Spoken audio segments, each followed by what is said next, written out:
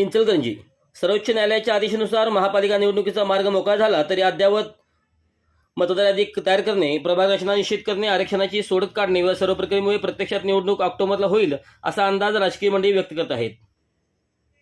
निवडणुकाचा मार्ग रिकामा झाल्याने इच्छुकांच्या आशा पुन्हा बलवी झाल्या आहेत.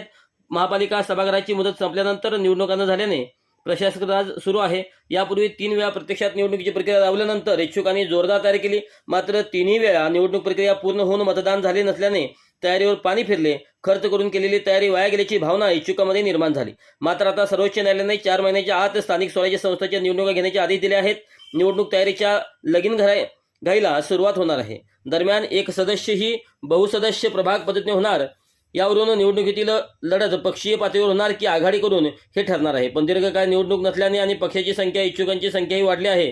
परिणामी यावेळची महापालिका निवडणुकीसंबंधीची उत्सुकता जनमानसात टोकाला गेली आहे.